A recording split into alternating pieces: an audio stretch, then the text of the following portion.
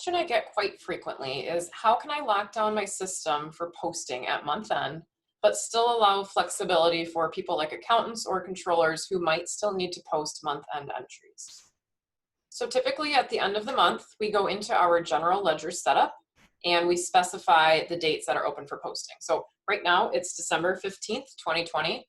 So what we've allowed for posting is 12/1 through 12/31. However, we might still be working on November month end.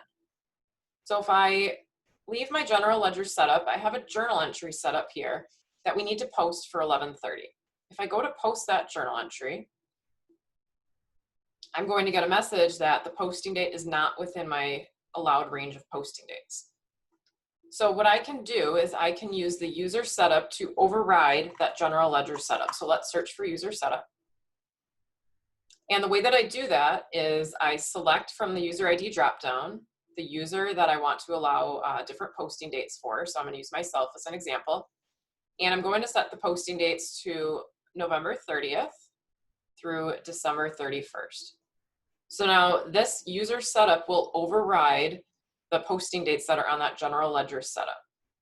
So now if I go back to my general journal and I try again to post it, it now allows me to post that journal entry.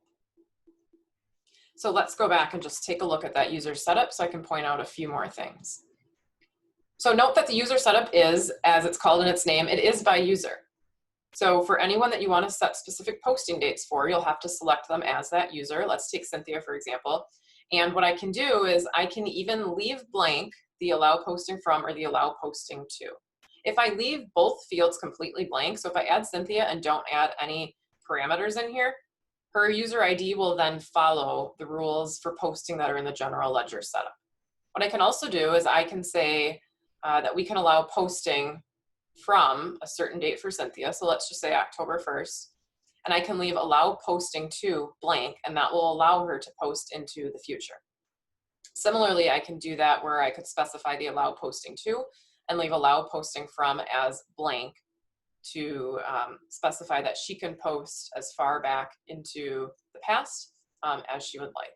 So think of the user setup as an override to the general ledger setup, and use this at month end to allow posting for just the people in the system that should still be posting transactions.